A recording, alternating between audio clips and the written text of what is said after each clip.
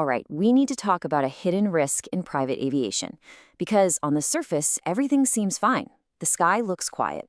But a single, pretty much unannounced change could be shaking up every single chart of flight out there. So let's get into it. So picture this. It's just another day in the world of private aviation. You're scanning the industry briefs and nothing. It really looks like business as usual. No crazy weather systems, no big regulatory shakeups, no groundbreaking tech making headlines. It's quiet. Almost a little too quiet, you know? So, if everything seems so calm and collected, why are the most seasoned pilots and the absolute top-tier operators more vigilant right now than ever before? What do they know that maybe the rest of the market is missing? That, right there, is the real story. Well, it all boils down to a crucial safety tool, one that pilots, brokers, and frankly, passengers have relied on for years.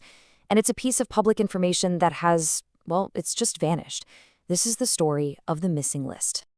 Okay, before we get any deeper, we've got to talk about this term, Part 135.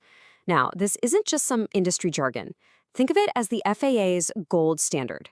It's the official thumbs up that says an operator is legal to fly you, on demand. It means they've cleared some incredibly high bars for safety, for aircraft maintenance, and for pilot training. Basically, if they have that Part 135 certificate, you know they're legit. And this is where that quiet news day gets really, really loud.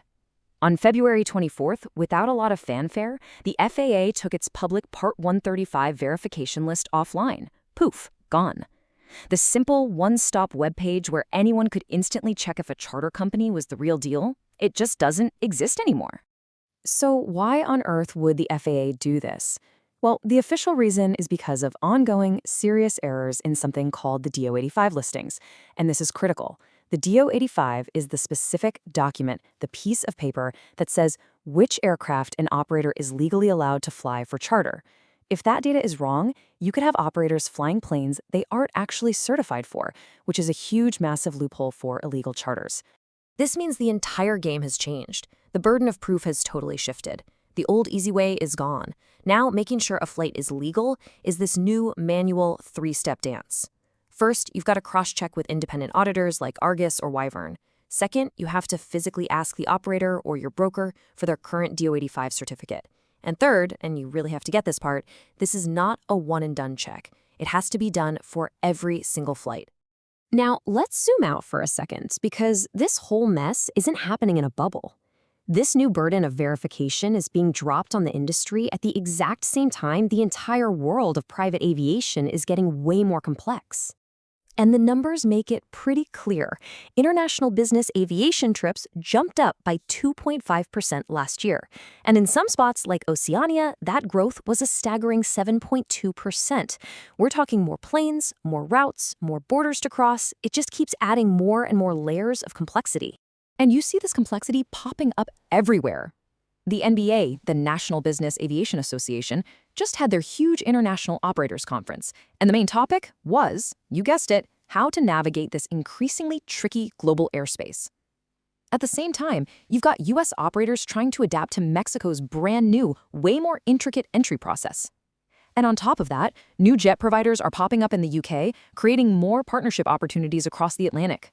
The world's just getting bigger, and the rulebook is getting thicker. So you put all this together, what does it actually mean? It means this small, bureaucratic-sounding change, taking down a website, is creating a huge dividing line in the industry. It creates a massive information edge. And this slide just lays it out perfectly. On one side, you have the uninformed.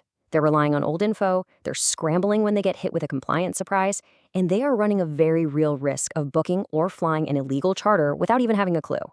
But then you have the informed. These are the folks mastering this kind of niche regulatory intel. They're proactively updating their procedures, and because of that, they're the ones locking in the premium contracts. And hey, don't just take my word for it. A direct analysis of this situation puts it bluntly, pilots who master niche regulatory intel will lock in premium contracts while others scramble on compliance surprises. It creates a direct, undeniable link between what you know and how you succeed. So where does all this leave us? It fundamentally changes the nature of trust in private aviation. It all comes down to a new question you have to ask flight by flight. So, the single most important thing to take away from this is this.